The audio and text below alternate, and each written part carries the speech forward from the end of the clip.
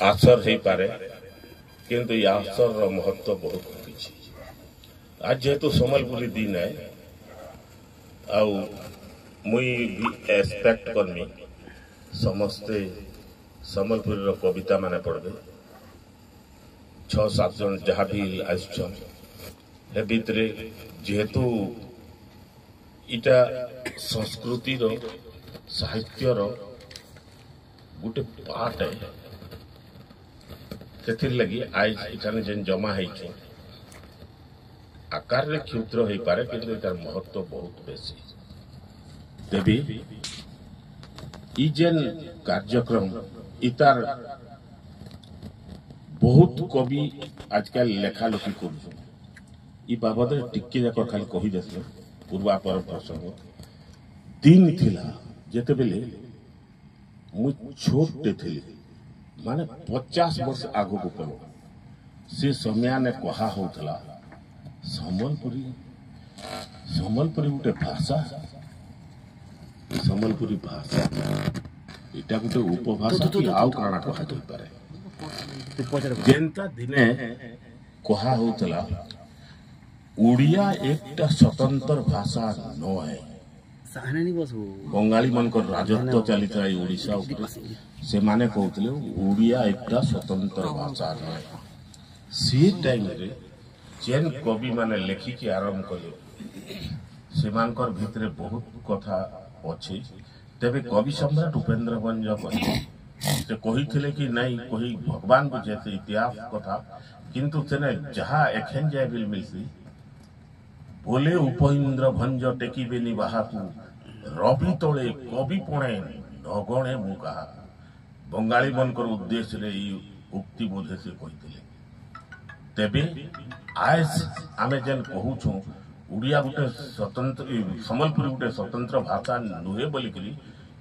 ई सत्यनारायण बहिदार गुरु सत्यनारायण बहिदार हरेकृष्ण महताब को कहले आपन उड़िया जहा अच्छे सम्बलपुरी ताहा बोली करी भाबुचन का नुहे मुई जेनटा एखन सम्बलपुरी रे कहबी आपन तार उड़िया रे अनुवाद करके मते कहि दोन बोले मुई जानबी जे हां सम्बलपुरीटा गोटे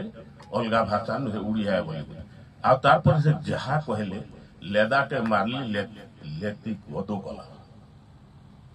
तार अर्थटा कहि दोन बोला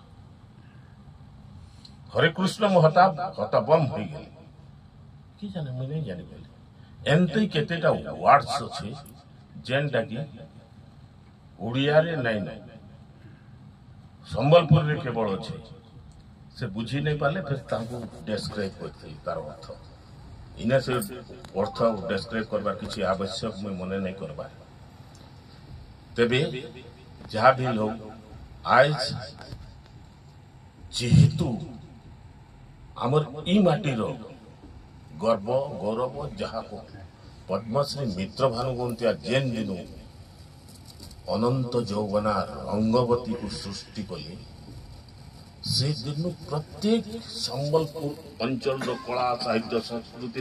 जेन जेन माने इनवॉल्व थिले से मानकर प्रत्येक शिरा प्रशिरा धमनी ने रक्त तहकी बुही बसला सभी बोले नाय एंता गोटे भाषा जेन ठाने की बहुत किछि करा जाई पारे